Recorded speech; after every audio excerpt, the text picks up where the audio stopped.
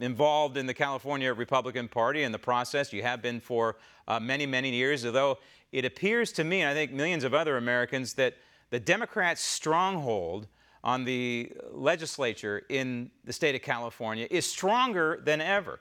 So you ask kind of plaintively yourself, what do you do about it? Well, one thing you can look at is voter registration. There's been a trend recently in the last few years of decline to state, as in independent voters. That's been increasing in California, while the voter registration for Republicans has been decreasing, correct? That's correct. Since January of 2013, the Republican Party, which was at 1 million more registrants than declined to state, no party preference, is now, 5 years later, 83,000 in the deficit. And by the time registration closes in October, we're going to be over 200,000 more declined to state than Republicans. We are the third party in California. So does that mean that these declined to states are rejecting the Republican Party and the Democrat Party? What's behind these numbers?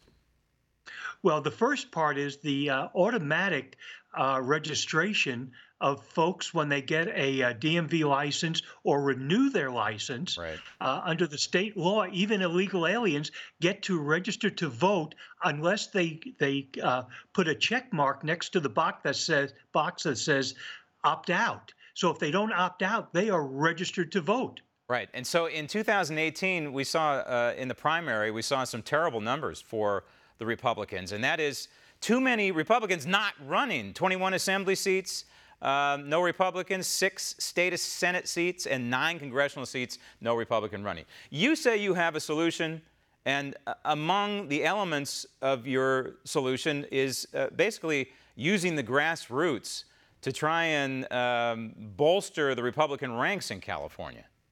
Well, for the last several years, the California Republican Party has been on a tear trying to raise money, and they've raised a great deal of money. But in the meantime, while raising the money, we've lost over 1 million registrants to decline to state. We have 41 seats without registered Republicans running for the office, and for the second straight year, no Republican running for U.S. Senate.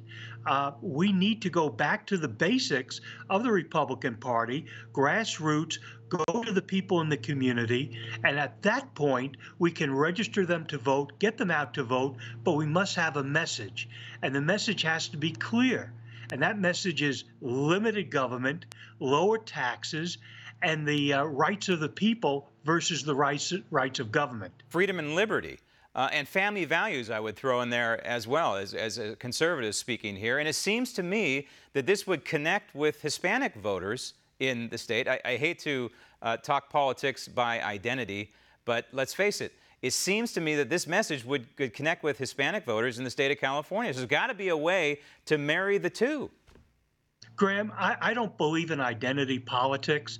A mother, regardless of their ethnic background, heritage, race, whatever, is concerned about 3 things: quality education for their children, great economy for jobs, and public safety. And it doesn't matter whether you're giving that message to an Hispanic family, a black family, an Asian family, a white family. All families have the same basic concerns. And the mistake of the Republican Party is trying to pander to races and heritages rather than to citizens. Right. It's getting the message out and making sure the people receive the message. That was my point. I agree with you about identity politics.